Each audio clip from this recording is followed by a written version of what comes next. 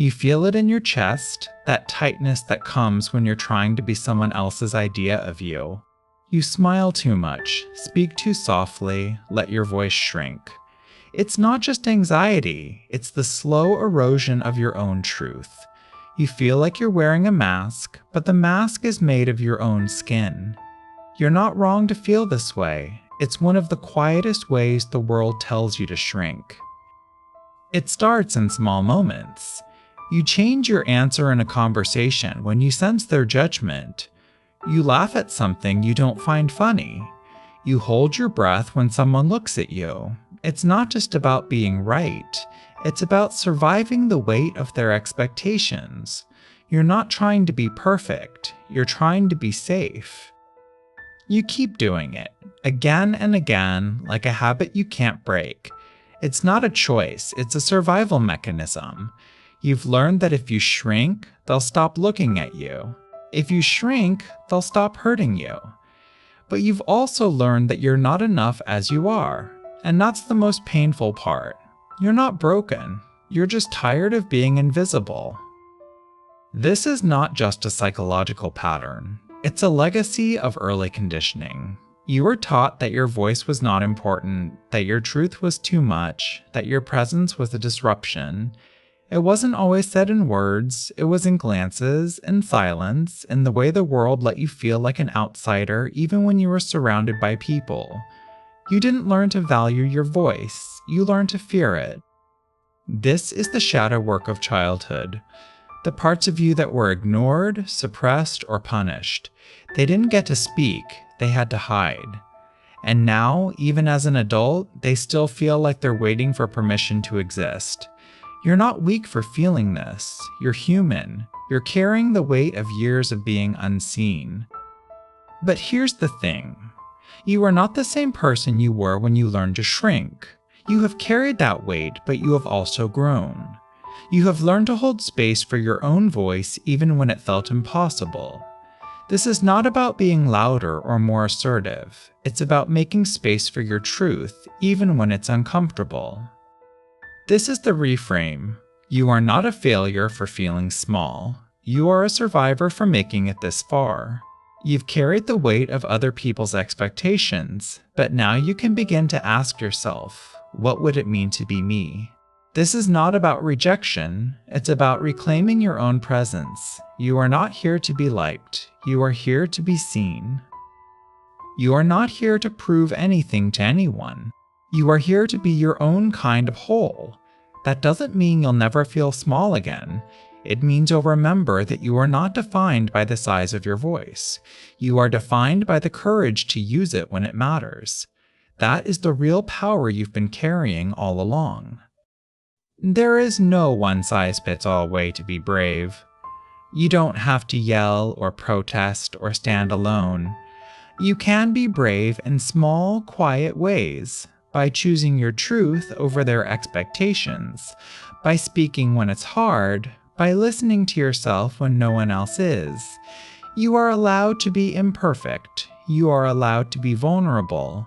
That's where the real power begins. You can start with one small thing, a single sentence, a quiet moment, a breath you take in the presence of others.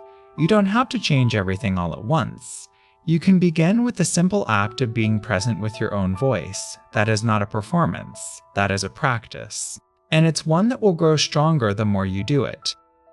You can begin by naming what you feel, even if it's uncomfortable.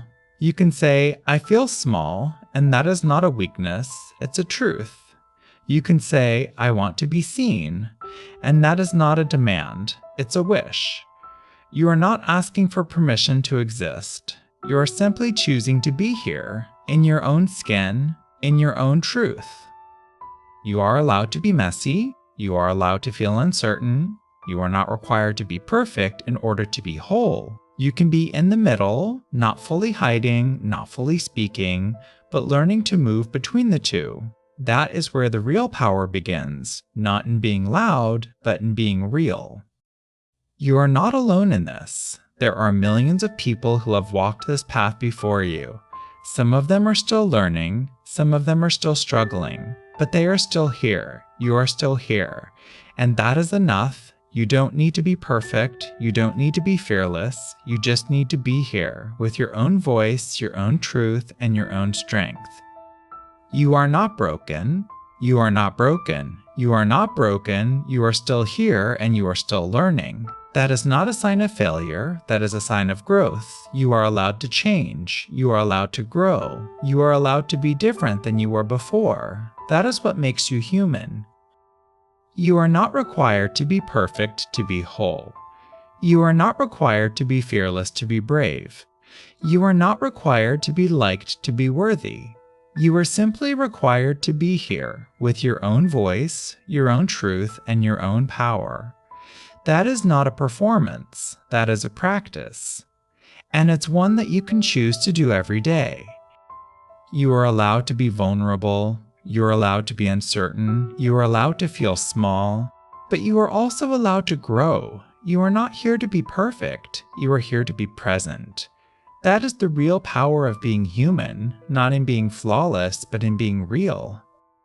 That is not a sign of weakness, that is a sign of maturity. You are learning to be here, not for others, but for yourself.